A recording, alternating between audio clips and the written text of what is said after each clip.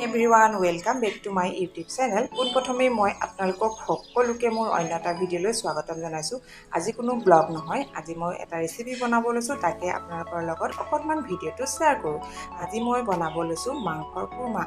যিকোনো মাংসৰ কুৰমা কেনে ধৰণেনো বনাব পাৰি তাকে আপোনালোকৰ লগত অকণমান শ্বেয়াৰ কৰিম।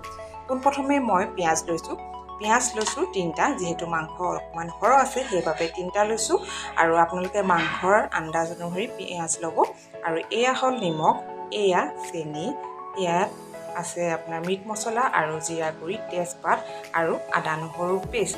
আৰু লগতে আপোনালোকে ইয়াত ইলাচি দিব পাৰে। ইলাচি দিলে ইয়াৰ চেণ্টটো বেছি ভাল লাগে, সেইবাবে ইলাচি দিব পাৰে। এতিয়া বৰ্তমান মোৰ ওচৰত ইলাচি নাই, সেইবাবে মই দিয়া নাই। আৰু লগতে আছে এয়া টমেটো কেচাপ আৰু এইফালে আছে মাংস ধুই ৰাখিছোঁ।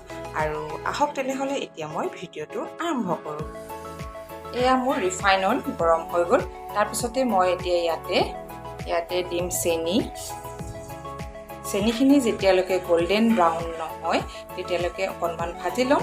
আৰু গেছটো সদায় কম ষ্টিমত ৰাখিব। যেতিয়া চেনিখিনি ভাজে নহয় গেছটো কম ষ্টিমত ৰাখিব। আৰু একেবাৰে চেনি মানে পটককেনে ক'লা হৈ যায়, সেইবাবে ক'লা নকৰিব। এনেকুৱা গেছটো কম ষ্টিমত ৰাখিব আৰু কম ষ্টিমত অকণমান ভাজি ল'ব।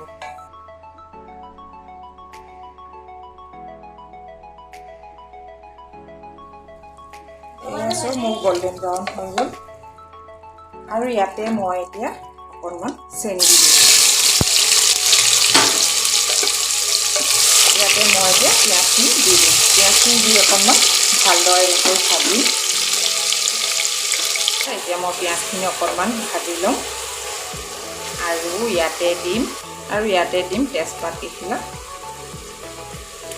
আদা নহৰু পেষ্ট, নিমখ। এইখিনি দি মই এতিয়া আকৌ অকণমান ভাজি ল'ম।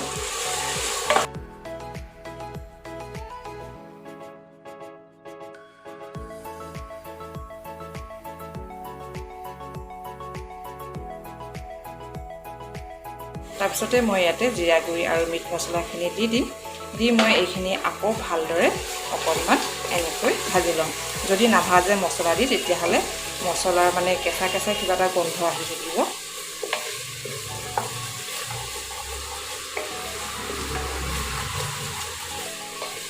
আৰু যদি ইলাচি থাকে তেনেহ'লে ইলাচি দি দিব, তাৰ চেণ্টটো ভাল হ'ব। এতিয়া বৰ্তমান মোৰ ওচৰত ইলাচি নাই, সেইবাবে মই দিয়া নাই। অলপ ভজা হৈ গ'ল। তাৰপাছতে মই ইয়াতে মাংসখিনি দি দিম। আপোনালোকে যিকোনো মাংসৰে বনাব পাৰিব, ছাগলীয়ে হওক অন্য যোনে যিটো মাংস খায় সেই মাংস এনেকৈ কুৰমা বনাব পাৰিব আৰু খাবলৈ বিৰাটেই টেষ্টি হয়। যদি কুৰমা বনাই নহয় আৰু তাৰ লগত এপিচ কুৰমা ল'লে ভাত দাইল দি ভাতকেইটা ধুনীয়াকৈ খাব পৰা যায়। আৰু এতিয়া এইখিনি মই ভালদৰে এনেকৈ ওপৰ তল কৰি ভালদৰে লৰাই দিম। আৰু এতিয়া পানী নিদিওঁ। যেতিয়ালৈকে ইয়াৰ মাংসৰ পানীখিনি শুকাই নাযায় তেতিয়ালৈকে মই এনেদৰে ভালদৰে ভাজি থাকিম। আৰু শুকাই যোৱাৰ পাছত ইয়াতে গৰম পানী দি দিম। আৰু গৰম পানীত দি মই 2টা চিটি মাৰিবলৈ দিম। পানী আছিলে সেই পানীখিনি শুকাই গ'ল। আকৌ মই ইয়াত কুহুমীয়া গৰম পানী দিলোঁ, দি চিটি মাৰি দিলোঁ। আৰু এতিয়া মই ইয়াৰ পানীখিনি শুকুৱাই দিম আৰু একদম মানে অলপ গ্ৰেভি টাইপ কৰি দিম, তেতিয়াহে খাবলৈ সোৱাদ হ'ব। মাংসৰ পানী শুকাই গ'ল। খুব কম ষ্টিমত মানে ভাজি থাকিব লাগে। তাৰপিছতে ইয়াতে মই এতিয়া টমেটো কেচাপ অকণমান দি দিম। যিটো হ'বৰ সময়তহে টমেটো কেচাপটো দিব লাগে আৰু তেতিয়াহে খাই ভাল লাগে। অকণমান দি দিছোঁ আৰু এতিয়া আকৌ অকণমান ভাজি ল'ম ভালদৰে। মই এতিয়া ভালদৰে এনেকৈ ভাজিম। প্ৰায় মোৰ কুৰমা প্ৰায় হৈ গৈছে।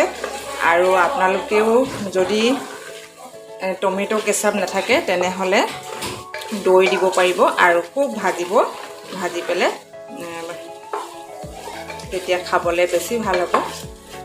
আৰু মোৰ আজি ভিডিঅ'টো ইমানেই আছিল। যদিহে চাই ভাল লাগে তেনেহ'লে প্লিজ লাইক, কমেণ্ট আৰু ছাবস্ক্ৰাইব কৰিবলৈ নাপাহৰিব। তেনেহ'লে আকৌ লগ পাম অন্য এটা ভিডিঅ'ত। তাৰ বাবে ধন্যবাদ।